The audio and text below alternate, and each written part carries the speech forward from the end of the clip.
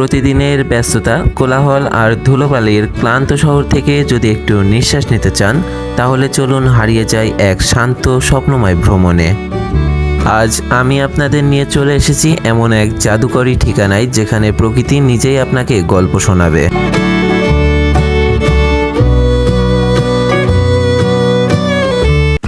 চলুন এবার জেনে নিই এখানে কিভাবে আসবেন। আপনি দেশের যে প্রান্তেই থাকুন না কেন, প্রথমে আসতে হবে আপনাকে ঝিনাইদহ জেলায়, এবং ঝিনাইদহ সদর থেকে কোটচাঁদপুর যাওয়ার জন্য সকাল থেকে সন্ধ্যা পর্যন্ত বাস পাওয়া যায়, যার ভাড়া পড়বে প্রায় 50 থেকে 70 টাকা। বাসে যেতে সময় লাগবে 1 থেকে 1.5 ঘন্টা। কোটচাঁদপুর বাজারে নামার পর বলুহুর ইউনিয়নে যাওয়ার জন্য অটোরিকশা বা সিএনজি পাবেন, যেখানে ভাড়া পড়বে 20 থেকে 25 টাকা। সরকারিভাবে পরিচালিত বলুহুর মৎস্য প্রজেক্ট দেশের মাছ ও গবেষণার ক্ষেত্রে এক মডেল। এখানে দেশি বিদেশি বিভিন্ন মাছের প্রজাতি চাষ ও প্রজনন করা হয়, যা দেশের মৎস্য শিল্পের উন্নয়নের গুরুত্বপূর্ণ ভূমিকা রাখে।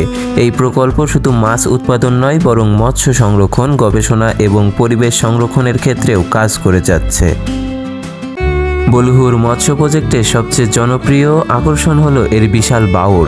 বাওরের পানি ও আশপাশের সবুজ গাছপালা মিলে একটি প্রাকৃতিক রত্ন তৈরি করেছে। বিশেষ করে গ্রীষ্মকালে বাওরের পানিতে অসংখ্য পদ্ম ফুল ফুটে ওঠে। লাল গোলাপি ও সাদা ফুলের সমাহার বাওরের পানি ও আকাশের মেঘবন্ধনে এক মনোরম দৃশ্য সৃষ্টি হয়। এই পদ্মবিল পর্যটকদের জন্য এক অদ্ভুত আকর্ষণ। বাওরের ওপর পর্যটকদের জন্য একটি অত্যন্ত মনোরম ছাউনি বা ছায়াঘর নির্মিত হয়েছে, যেখানে আসতে পার থেকে ছোট্ট একটি চলাচলের পথ দিয়ে হাঁটতে হয়। এই ছাউনি থেকে পুরো বাওর এবং পদ্মবিলের দৃষ্টিনন্দন দৃশ্য দেখা যায়। এখানে বসে পর্যটকরা প্রকৃতির মাঝে শান্তি অনুভব করতে পারেন, ফুলের সুবাস ও বাতাসের মৃদু স্পর্শ উপভোগ করতে পারেন। বিশেষ করে গ্রীষ্মকালে পদ্ম ফুলের ভরা বাওরের দৃশ্য দেখে চোখ সরানো যায় না।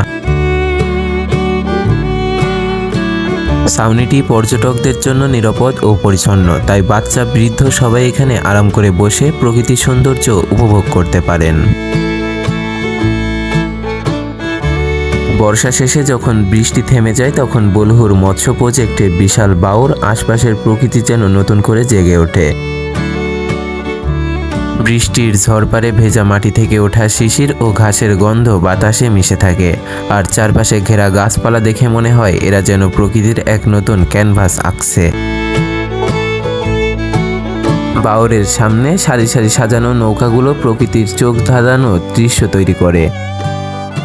নৌকাগুলো রঙিন বা সাধারণ হলেও সুন্দর সুশৃঙ্খলভাবে লম্বালম্বি সারিতে সাজানো থাকে, যা বাওরে ধীরে ধীরে হেলে দুলে থাকা পানির সঙ্গে এক অপরূপ সংগতি সৃষ্টি করে।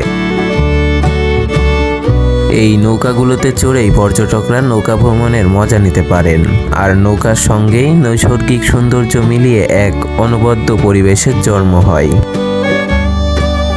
সারি সারি নৌকা দেখে যেমন চোখ সুশান্ত হয়, তেমনি পর্যটকদেরও এরা আমন্ত্রণ জানায় এক শান্তিপূর্ণ ভ্রমণে। বাওরের পাশ দিয়ে হেঁটে হেঁটে নৌকাগুলোর সৌন্দর্য উপভোগ করাও একটা আলাদা অনুভূতি। বলুহুর মৎস্য প্রজেক্টের পিছনের পাশে অবস্থিত অসংখ্য পুকুরের সমাহার প্রকৃতি প্রেমীদের কাছে এক দারুণ আকর্ষণ। এই পুকুরগুলো প্রকৃতির অপূর্ব এক রূপ ধারণ রেখেছে, যেখানে সবুজ গাছপালা, ঠান্ডা বাতাস এবং বিশাল জলরাশি মিলিয়ে সৃষ্টি করেছে এক শান্তিপূর্ণ পরিবেশ। পুকুরগুলোর মাঝে সড়ক বা হাঁটার রাস্তা নির্মিত হয়েছে, যা পুকুরের ধারে ধারে হেঁটে প্রকৃতির সঙ্গে একান্ত হওয়ার সুযোগ দেয়। এই পুকুরের চারপাশে গাছে ঘেরা, যেখানে শাখা প্রশাখা ছড়িয়ে পড়েছে। গ্রীষ্ম কিংবা বর্ষায় এখানে আসলে শীতল বাতাসের উপস্থিতি অনুভব হয়। এই পরিবেশে ভ্রমণকারীরা এক ধরনের মানসিক শান্তি লাভ করেন, যা শহরের কোলাহল থেকে অনেক দূরে। বিশেষ করে দুপুরের পর বা সন্ধ্যার সময় এই পুকুরের পাশে বসে সময় কাটানো একেবারেই মনোরম। আজকের ভিডিও এই পর্যন্তই। আল্লাহ হাফেজ।